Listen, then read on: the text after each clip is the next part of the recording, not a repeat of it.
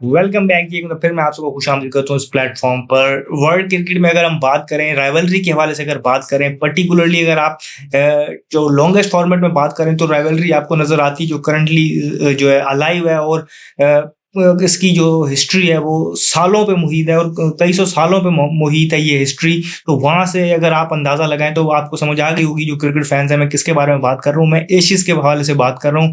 कल से एशियस का आगाज होगा और अगर हम बात करें तो कुछ घंटे बाद जब ये वीडियो अपलोड होगी आप देखेंगे एशियस का आगाज होगा। पहला टेस्ट पर्थ में खेला जाएगा। ओवरऑल 5 टेस्ट मैच की ये सीरीज होगी। हाईली एंटिसिपेटेड है अगर हम बात करें, क्योंकि एक तो अगर आप देखें तो हिस्टोरिक पर्सपेक्टिव के हवाले से देखें और ऊपर से लॉन्गेस्ट फॉर्मेट में, और अगर आप टीम्स का देखें तो इस मरतबा आपको नजर आ रहा है कि टीम्स जो है वो इक्वली पॉइज्ड हैं और ज्यादा फर्क नहीं है। 19-20 का फर्क होगा तो होगा और दोनों टीम्स के दरमियान अगर हम देखें तो हमें अच्छी क्रिकेट देखने को मिलेगी। और नॉर्मली ये होता है अगर आप ये देखें तो जो एशियस का रिकॉर्ड है, अगर आप इंग्लैंड का देखें, ऑस्ट्रेलिया जाके उनका उस तरीके से नहीं है जिस तरीके से होना चाहिए और वन साइडेड नजर आती है। चल काफी अरसे से हम देख रहे हैं जब भी एक विजिट करती है जाती है इंग्लैंड ऑस्ट्रेलिया में तो वहां पर उनका रिकॉर्ड उस तरीके से अच्छा नहीं है, तो वन साइडेड नजर आता है। लेकिन इस मरतबा वो सोचेंगे क्योंकि एक चेंज ऑफ रेन हमें देखने को मिली है उनका पिछले कुछ अरसे से जो वो सारा सिस्टम चेंज करके आए हैं। तो उनका जो फाइनल गोल था वो यही था कि अपने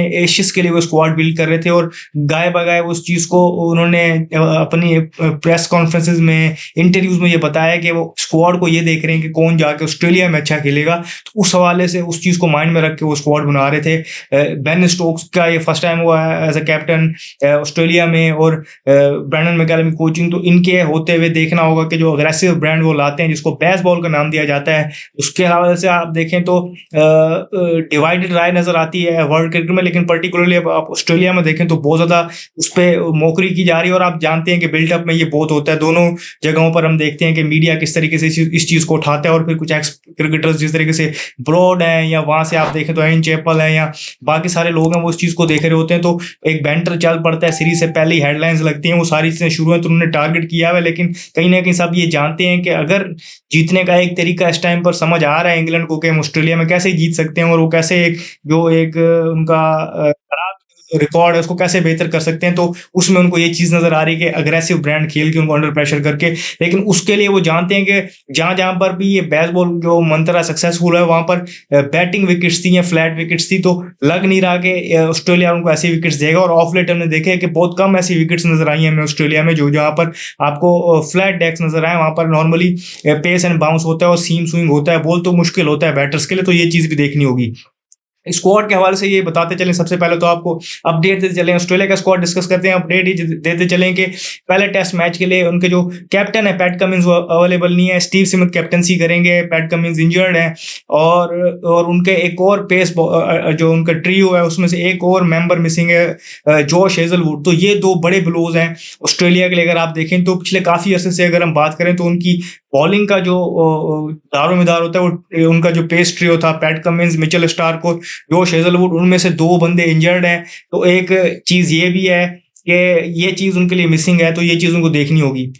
इसके अलावा अगर हम बात करें तो उन्होंने अपनी 11 का जो ऐलान कर दिया है ऑस्ट्रेलिया ने। अगर आप देखें तो यहाँ पर आपको 2 डेब्यूटेंट नजर आ रहे हैं। जेक वेदरहोल्ड ओपनर हैं, उस्मान ख्वाजा के साथ ओपन करेंगे। इसके अलावा जो ब्रेंडन डगिड हैं वो खेलेंगे एज अ पेसर। तो ये 2 डेब्यूटेंट है उनके पास। इसके अलावा अगर आप देखें तो आपको मोस्टली वही उनके प्लेयर्स नजर आ रहे हैं जो काफी अर्से से खेलते हुए नजर आ रहे हैं, जहां पर आपको 7वें नंबर तक एलेक्स कैरी बैटिंग करते हुए नजर आ रहे हैं। और फिर अगर आप देखें तो बॉलिंग में मिचेल स्टार्क उन ट्रियो में से एक लास्ट मैन स्टैंडिंग है, उन पे प्रेशर होगा। फिर आप देखें तो स्कॉट बॉर्डलैंड उनका बड़ा अच्छा रिकॉर्ड है और बड़े अच्छे बॉलर हैं और बहुत कम मौका मिलता है उनको जब उस पेस ट्रियो में से कोई एक मिसिंग होता है या जहां पर बहुत ज्यादा स्पाइसी विकेट होती है तो नेथन लाइन की जगह वो खेलते हैं। लेकिन इस बार तो हम देख रहे हैं कि इंजर्ड हैं, तो जो मेन बॉलर नहीं, जो ट्रियो उनमें से बंदे इंजर्ड हैं, तो स्कॉट बॉर्डलैंड खेल रहे हैं। साथ अगर आप देखें तो उनके पास इस टाइम पर 3 फ्रंट लाइन पेसर हैं, मिचेल स्टार्क, ब्रेंडन डगेट जो डेब्यू पे हैं, स्कॉट बॉर्डलैंड, और फिर चौथा पेसर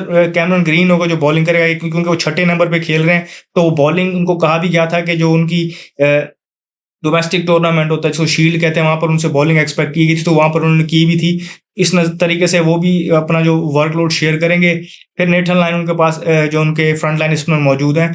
और फिर अगर हम बाकी बैटिंग लाइन देखें तो उस्मान ख्वाजा, जेक वेदरऑल्ड जो उनके ओपनर हैं, डेब्यू पे हैं, Marnus Labuschagne, Steve Smith, Travis head, Cameron green, Alex Carey. तो इस तरीके से ये उनकी बैटिंग लाइन है। बॉलिंग लाइन मैंने आपको बता दी किस तरीके से वो कंपाइल कर रहे हैं। तो स्टिल अगर आप देखें तो लोग कुछ कह रहे हैं कि शायद ये उस तरीके से एक्सपीरियंस वाइज या जो बॉलर्स उनके अगर आप बात करें तो मेनली बॉलिंग लाइन हिट हुई हुई है, लेकिन यही मौका है उनके जो डेप्थ चेक करने के लिए कि उनके जो बेंच स्ट्रेंथ है, जितने कुछ अर्से से नहीं खेल रहे थे उनको टेस्ट करने के लिए, क्योंकि towards the latter half career के हैं ये तीनों बॉलर्स। तो ये अच्छा मौका ऑस्ट्रेलिया के लिए अपनी वो चेक करने के लिए और देखने के लिए कि कितनी डेप्थ है। फिर अगर आप उनकी बैटिंग में देखें तो ऑब्वियसली एक ही बड़ा मतलब अगर आप नाम देखें जिससे ज़्यादा एक्सपेक्ट कर रहे होंगे, नंबर 4 पे स्टीव स्मिथ के, वो कैसा खेलते हैं। ट्रेविस हेड की भी एक जो है उसमें रोल क्रूशल होगा। तो बैटिंग लाइनअप आप अगर वेदरऑल्ड को हटा दें तो बाकी आपको एज इट इज नजर आ रही है। बॉलिंग में थोड़ी सी चेंजिंग नजर आ रही है। तो इस तरीके से उनकी लाइनअप है, आप इसको हल्का नहीं ले सकते।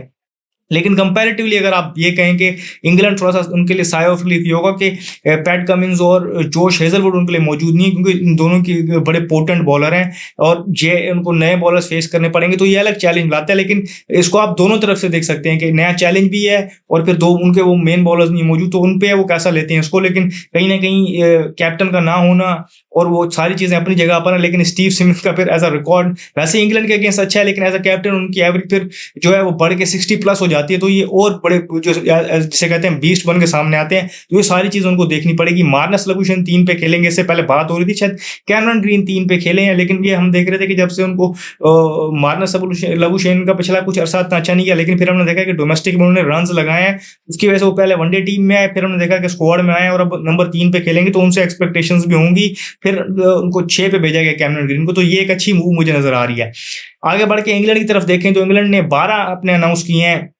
मोस्ट प्रोबेबली उसमें ये होगा कि उनकी बैटिंग लाइन वही रहेगी, चेंज होगी वो ये है कि उन्होंने यहाँ पर जो बॉलर्स अनाउंस किए उनमें अगर हम बात करें तो 4 पेसर्स हैं और एक स्पिनर है। अब इनमें से एक या तो वो चारों पेसर के साथ जाएंगे या 3 पेसर और एक स्पिनर के साथ जाएंगे जो शोएब बशीर है। तो उनकी 11 इस तरीके से होगी। तो वैसे मैं पढ़ देता हूँ आपके लिए कि जैक क्रॉली, बेन डकेट, आप जानते हैं कि यही खेल रहे हैं काफी अरसे से। ओली पोप 3 पे खेल रहे हैं। जो रूट अगेन इन पे बात करते हैं थोड़ी सी। Harry Brook, Ben Stokes captain, बड़े इंपॉर्टेंट रोल होगा उनका बॉल के साथ।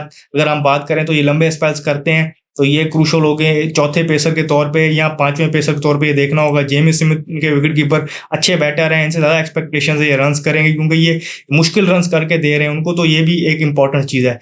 Brydon Carse, Gus Atkinson, Jofra Archer, Mark would.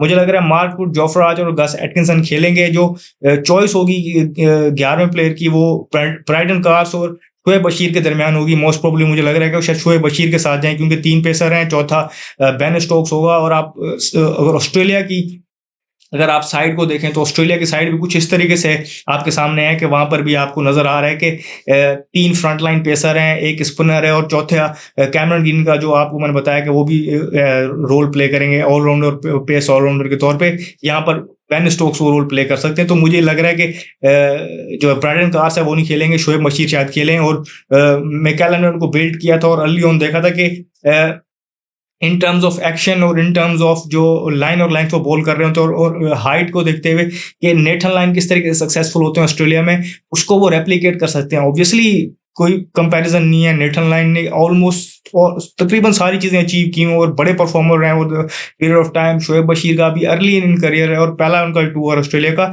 लेकिन जिसे कहते हैं थोड़ा सा मतलब जो लाइक फॉर लाइक वाली बात है कि वो चीज वो करके दे सकते हैं इंग्लैंड के लिए। तो ये मैकैलम ने बिल्टअप उनको इस तरीके से किया था और इसलिए उनको लगातार वो खिलाते गए और उनको एक्सपोजर देते गए। तो ये चीज उन्होंने देखी तो शायद उसको वो खिलाएं। अब यहाँ पर मैंने जिस तरह आपको ऑस्ट्रेलिया की टीम में बताया कि वहां के नंबर 4 पे जिस तरीके से स्टीव स्मिथ की इंपॉर्टेंस है कि वो रन्स करेंगे, सारी चीजें और उनकी सारी चीजें बताई कि उनके हक में जा रही हैं। सारे जो इक्वेशंस है कि एज अ कैप्टन भी वो रन्स करते हैं वर्सेस इंग्लैंड भी वो रन्स करते हैं और ऑस्ट्रेलिया में भी वो रन्स कर रहे होते हैं जो उनका होम ग्राउंड होम कंडीशंस में। तो सारे फैक्टर्स उनके हक में जा रहे हैं। की बैटर उनके यही है स्टीव स्मिथ। दूसरी तरफ अगर आप देखें तो वहां के नंबर 4 पे जो रूट। अब जो रूट अगर आप बात करें तो ओवर ओवर द ईयर्स बड़े क्रूशियल सर्वेंट रहे, ऑफ लेट उनकी फॉर्म भी बहुत अच्छी रही है और चेस कर रहे हैं वो ग्रेटनेस को, सचिन तेंदुलकर जो रिकॉर्ड है उसको, और वो उनके रन्स हर जगह पर मौजूद हैं। लेकिन अगर आप ये देखें कि उनकी ऑस्ट्रेलिया में एवरेज 35 और अभी तक उनका 100 यहाँ पर नहीं हो पाया, तो कहीं ना कहीं वो अंडर प्रेशर वो है कि उनका रिकॉर्ड नहीं है इतना अच्छा ऑस्ट्रेलिया में।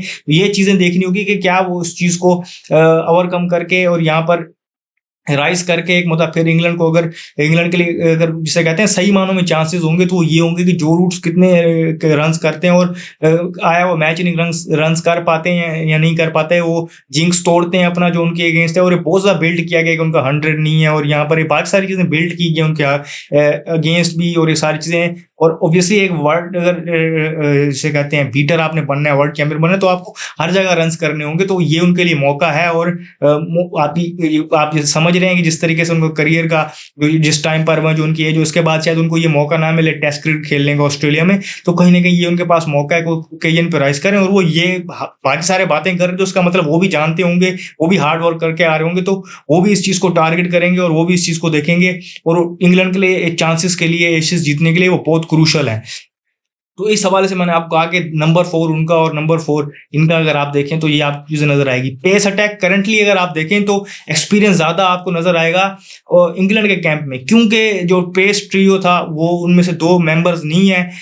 एक उनका डेब्यू पे फास्ट बॉलर है, एक ही मेंबर रह गया उस पेस ट्रियो में से मिचेल स्टार्क। स्कॉट बॉलैंड भी उतने मैचेस नहीं खेले हुए इंटरनेशनल टेस्ट क्रिकेट अगर आप बात करें, तो एक्सपीरियंस जो है वो ज्यादा इंग्लैंड के उसमें कैंप में आपको नजर आता है कि जहां पर मार्क वुड है, और फिर आपको वहां पर नजर आते हैं जोफ्रा आर्चर नजर आते हैं। इस तरीके से आप देखें तो आपको वहां पर जो है Brydon Carse sorry Gus Atkinson, तो वो ज्यादा मैचेस खेले हैं, और स्टोक्स को डाल लें तो ये और आगे चले जाते हैं, तो ये आपको नजर आ रहा है। लेकिन ये भी आप ऐसा नहीं कर सकते कि क्योंकि ऑफ लेट आप देख रहे हैं कि डगेट जिस तरीके से बॉलिंग कर रहे हैं नेट्स में, जिस तरीके से उनकी तारीफें सुनी जा रही हैं, और जो जिस फॉर्म से वो डोमेस्टिक में आ रहे हैं और कंडीशंस को वो जानते हैं। स्कॉट बॉलैंड को भी आप जानते हैं कि वो किस तरीके से नैगिंग लेंथ पे बॉल करते हैं, तो आप ये नहीं कह सकते कि किसी सूरत में कम है, लेकिन एक्सपीरियंस के हवाले से मैं आप कह रहा हूँ उनको कम है। दोनों टीम्स को अगर आप देखें तो ऑन पेपर बहुत ही जिसे कहते हैं क्लोज मुकाबला नजर आएगा। कुछ चीजें जिस तरह मैंने आपको कहा कि कैप्टन का ना होना और 2 बॉलर्स का ना होना, ये ऑस्ट्रेलिया को जिसे कहते हैं बैक फायर कर सकता है। और दूसरी तरफ अगर आप इंग्लैंड का देखें तो उनका जो ओवरऑल रिकॉर्ड है वो उनके आड़े आ सकता है कि ऑस्ट्रेलिया में उस तरीके से परफॉर्म नहीं कर रहे होते, उनके जो की बैटर हैं वो भी नहीं कर रहे होते परफॉर्म उस तरीके से।